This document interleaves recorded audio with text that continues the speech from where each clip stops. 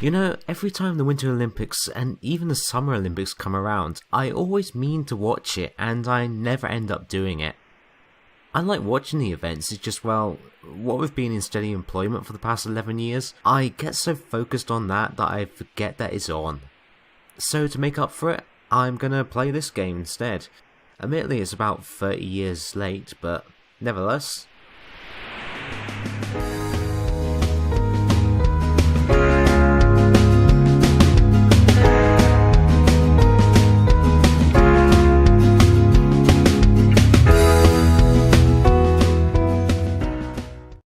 Winter Olympiad 88 is a tie-in video game for the Winter Olympics 1988, which was held in Calgary in Canada.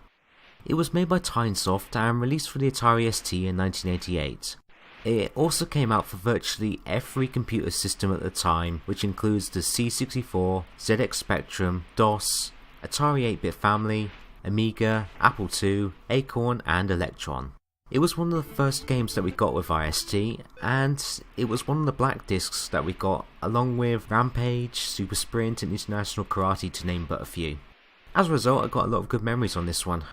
It's a 1-to-4 player, albeit turn-based game that is essentially a collection of 5 mini-games. And no, I do not consider the opening ceremony an event worth talking about here because it is pretty much just a short 5-second animation. The actual events include Downhill. This one sees you racing down the slopes, dodging trees and get to the end in the fastest possible time. Now it looks like here that you should be looking at the top of the screen. In actuality, you should be focusing on the small window in the bottom right hand corner, which gives you a first person view and better visibility of all the obstacles in your path. You use this simply because your character actually gets in the way of the normal viewing window. For instance, you can't see some of the tree stumps on the ground, and yeah, you'll get hit rather quickly. Once you get used to actually playing with the smaller window, this mode is fairly fun, and it does control very well. The ski jump. This one sees you having to perform tricks as you slide down the ski ramp. Now, I remember playing this as a kid, and 9 times out of 10, I would regularly never be able to get the skis straight in order to land the character safely. In fact, a lot of the time I'll be lucky if anything happens. In the rare occasion that I do actually manage to land the skier, I actually found out that crashing in style renders more points, so often enough I just crash for the heck of it. Unfortunately, after all this time, not a lot has changed in my performance. I'm pretty sure the controls are a little bit dodgy here, and I have no idea how this mode actually works, and therefore it's my least favourite. The biathlon. This one sees you juggling the joystick backwards and forwards slowly to move the skier, with every now and again you being forced to shoot some targets in the distance. If you miss any of them, it causes extra time to be added to your score. Overall, this is actually a really good mode, and it has some nice visuals, probably some of the best visuals in the game, and is great fun to play.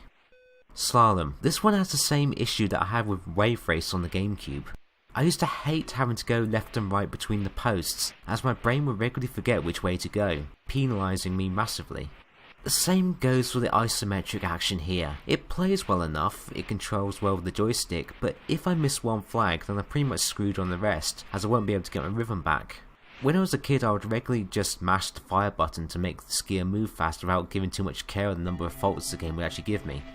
It's probably not the best strategy, but that's what I used to do. Bobsled. This is definitely my favourite of the 5 mini games in this one. Here you travel down a half pipe hurtling at really dangerous speeds trying to get the fastest time.